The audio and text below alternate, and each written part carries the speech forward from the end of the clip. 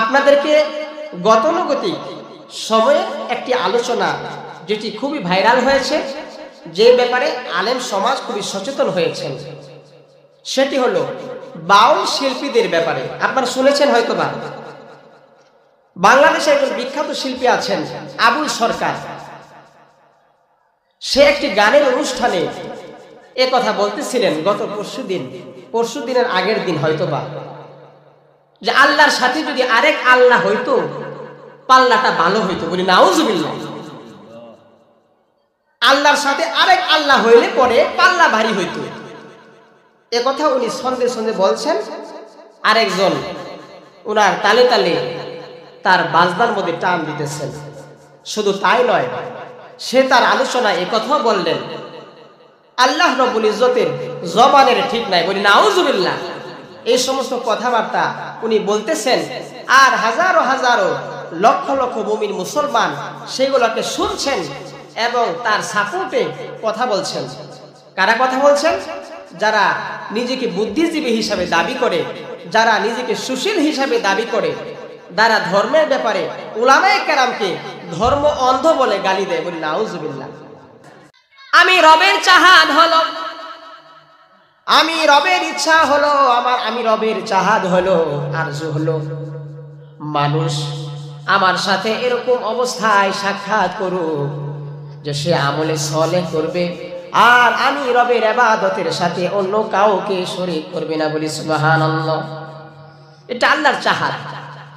আমি রবের সাথে সে আর কাউকে শরীক করবে না, আমার আরজি। এটার হকদার হলাম আমি, যে মানুষ আমি রবেরই গোলামি করবে, আমি রবের দাসত্ব করবে।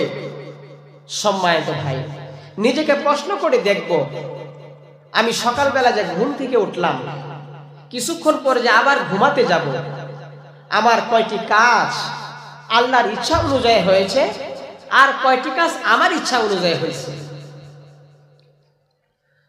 রাত্রেবেলায় যখন ঘুমাতে যাব, নিজেকে আমি প্রশ্ন করব, গো মন, কয়টি কাজ তুমি করেছো তোমার রবের ইচ্ছা অনুযায়ী, আর কয়টি কাজ করেছো তোমার নফসের খাহেসাত অনুযায়ী?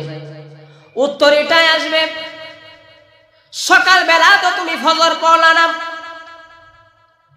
ফজর থেকে জোহর পর্যন্ত তুমি মানুষের হকে মারলা, তুমি নিজের ইচ্ছা অনুযায়ী চললা, তুমি নিজের চোখের হেফাজত করলা না, তোমার জবানের হেফাজত করলা না, তোমার কর্ণকুহরের হেফাজত করলা না, তোমার রব তোমাকে যেই সময় দিয়েছেন সেই সময়ের হেফাজত করলা না।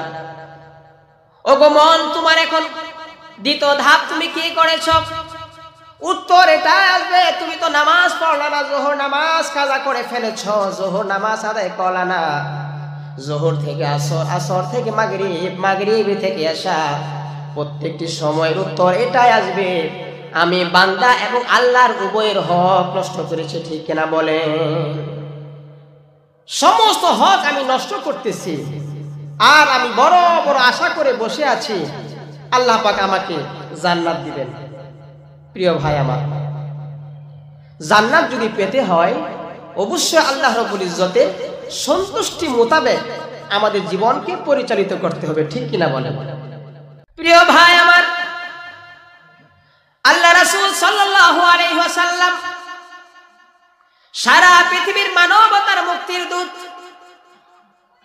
সারা পৃথিবীর মানুষের মুক্তিকামী মানুষের জন্য, সারা পৃথিবীর সমস্ত আল্লাহর বান্দাদের জন্য উনি সব সময় মেহনত করেছেন। মানুষ যেন আল্লাহ ওয়ালা হয়ে যায়, মানুষ যেন জান্নাত পেয়ে যায়, মানুষ যেন জাহান্নাম থেকে মুক্তি পেয়ে যায়, সব সময় উনি চেষ্টা তদবির করেছেন। সে আল্লাহ রাসূল সাল্লাল্লাহু আলাইহি ওয়াসাল্লাম বলছেন, আমার মন চায় যখন মুয়াজ্জিন মসজিদে আযান দেয় আর যুবকরা ঘরে বসে থাকে, নামাজ না পড়ে, নামাজের জন্য মসজিদে না আসে, কিছু যুবককে বলে লাকড়ি সংগ্রহ করার জন্য, আর ওই সমস্ত বেনামাজিদের ঘরে যে তাদের ঘরগুলাকে আগুনে জ্বালায় দেয়। বলি নাউজুবিল্লাহ। আল্লাহর কাছে আমরা আশ্রয় চাই। কত বড় ধমক আল্লাহর হাবিব সাল্লাল্লাহু আলাইহি ওয়াসাল্লাম বেনামাজিদের ব্যাপারে বলছেন, যারা ঘরে বসে নামাজ আদায় করে নেয় অথবা নামাজ পড়েই না, ঘরে বসে নামাজ আদায়ের মাধ্যমে আমার হয়তো বা ফরজ আদায় হবে, কিন্তু মসজিদে যে নামাজ আদায় করলে যে সওয়াব হবে সে সওয়াব থেকে তো আমি বঞ্চিত হলাম। তার চেয়ে বড় ভয়ের কথা হলো যে সমস্ত ভাইয়েরা বোনেরা বছরকে বছর নামাজ কাজা করতেছেন, নামাজ পড়েই না, তাদের আখিরাতে ভাই কি হবে বলেন? আমার আগেও একজন আলোচক এই কথা আলোচনা করেছেন, কিয়ামতের ময়দানে আল্লাহ পাক জাহান্নামীর দিকে প্রশ্ন করবেন, মা সালাকাকুম ফি সাকর, তোমরা কি কারণে জাহান্নামে আসলা, সাকরে আসলা? তারা বলবে লাম নাকুম মিনাল মুসাল্লিন, আমরা মুসল্লি ছিলাম না, আমরা নামাজ পড়তাম না। ওয়ালাম নাকুন নুতইমুল মিসকিন, আমরা মিসকিনদের খাবার দিতাম না। প্রিয় ভাই আমার, এখন আমাদের সমাজে বেনামাজি আছে না নাই বলেন? আছে। যদি থাকে আপনার ভিতরে আমার ভিতরে দরদ আসতে হবে। আল্লাহর হাবিবের যে দরদ ছিল উম্মতের প্রতি, সেই দরদ আপনার ও আমার আসতে হবে, যেহেতু আমরা রাসূল সাল্লাল্লাহু আলাইহি ওয়াসাল্লামকে নবী হিসাবে স্বীকৃতি দিয়েছি। প্রিয় ভাই আমার, আল্লাহর হাবিব সরকারে দু আলম তাজদারে মদিনা হযরত মুহাম্মদ মুস্তাফা সাল্লাল্লাহু আলাইহি ওয়াসাল্লামের সামনে দিয়ে একদিন একটা ইহুদির লাশ যাচ্ছে। আল্লাহর হাবিব সেই ইহুদির লাশ দেখে হাউমাউ করে কাঁদছেন। সাহাবীরা প্রশ্ন করলেন, ওগো আল্লাহর হাবিব, আপনি কেন কাঁদছেন? এটা তো একজন ইহুদির লাশ, এটা তো একজন ইহুদির লাশ, ইহুদির লাশ দেখে আপনি কেন কাঁদছেন? আল্লাহর হাবিব সাল্লাল্লাহু আলাইহি ওয়াসাল্লাম বললেন, ও আমার সাহাবীরা, যদিও সে একজন ইহুদি কিন্তু সে তো আমার উম্মত। দরদটা দেখছেন নি ভাই? সে তো আমার উম্মত, যদিও সে একজন ইহুদি কিন্তু সে আমার উম্মত। আমি দুনিয়াতে জীবিত থাকা অবস্থায় আমার একজন উম্মত চিরদিনের মতো জাহান্নামী হয়ে গেল, সেই ব্যথা আর সেই কষ্টে আমি কাঁদতেছি। সম্মানিত ভাই, আজকে আমার সন্তান নামাজ ছেড়ে দিচ্ছে, আমার সন্তান আজকে জোয়ার আড্ডায় বসে বসে সে ক্যাসিনোতে লিপ্ত হয়ে তার অর্থ এবং সময় উভয়টাকে সে নষ্ট করতেছে, ঠিক কিনা বলেন? আজকে আমার সন্তানকে পাওয়া যায় গানের আসরে, জোয়ার আসরে। আজকে আমাকে আপনাকে পাওয়া যায় আল্লাহ রাব্বুল ইজ্জতের পক্ষ থেকে যে সমস্ত বিষয়কে নিষেধ করা হয়েছে সেই সমস্ত কিছুর উপরে আমি আর আপনি খুব মজবুতের সাথে অটল আছি, কিন্তু আল্লাহর হুকুম মানার ক্ষেত্রে অনেক ক্ষেত্রে আমরা গাফলতির পরিচয় দিচ্ছি। প্রিয় ভাই আমার, আল্লাহ রাব্বুল ইজ্জত কালামুল্লাহ শরীফে ঘোষণা করছেন, আল্লাযী খালাকাল মাউতা ওয়াল হায়াতা লিয়াবলুয়াকুম আইয়ুকুম আহসানু আমালা ওয়া হুয়াল আজিজুল গফুর। ওই রব যিনি মৃত্যুকে সৃষ্টি করেছেন এবং হায়াতকে সৃষ্টি করলেন। প্রশ্ন আসতে পারে, মৃত্যুকে কেন আগে বলা হলো? মৃত্যুকে এই জন্য আগে বলা হয়েছে কারণ মৃত্যু এক অবশ্যম্ভাবী সত্য, এই কথা থেকে কেউ পলায়ন করতে পারবে না, এই কথাকে কেউ মিথ্যা রূপান্তরিত করতে পারবে না, ঠিক কিনা বলেন? যে যেই ধর্মই করুক না কেন মৃত্যু হবে না এই কথা কে হয়ে বলে না, সবাই বলে মৃত্যু হবে। এই জন্য আল্লাহ বলছেন, ওগো মানুষ, আমি মৃত্যুকে সৃষ্টি করেছি এবং জীবনকেও সৃষ্টি করলাম, লিয়াবলুয়াকুম আইয়ুকুম আহসানু আমালা, যেন আমি তোমাদেরকে পরীক্ষা করতে পারি তোমাদের মধ্য থেকে তোমরা কে কি আমল নিয়ে আসো, কে কি আমল নিয়ে আসো, ভালো আমল নাকি মন্দ আমল, তোমরা কি ধরনের আমল নিয়ে আসো।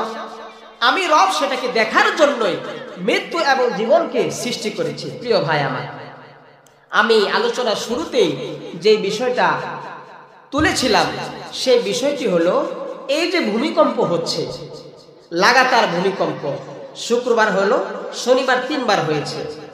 গবেষকরা এই কথা বলছেন, এই সমস্ত ছোট ছোট কম্পনগুলা বড় কম্পনেরই নিদর্শন, বড় কম্পন হওয়ার অশনি সংকেত। কিন্তু আমাদের মধ্যে কোনো সচেতনতা নাই, আমাদের মধ্যে রবের ব্যাপারে কোনো ভয় নাই, ঠিক কিনা বলেন? চিল্লায় কোনো ভয় নাই আমাদের, আমরা যেভাবে ছিলাম আগে এখন ওইভাবেই আছি।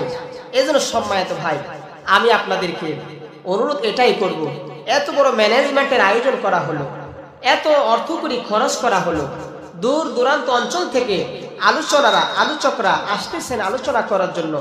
আমি যদি রবের ভয় নিয়ে, আমি যদি আল্লাহ রব্বুল ইজ্জতের হেদায়েত পাওয়ার লক্ষ্যে আমরা যদি উক্ত মাহফিলে না আসি, কথা না শুনি, অবশ্যই আমাদের রবের কাছে আমাদের জবাবদিহিতা করতে হবে।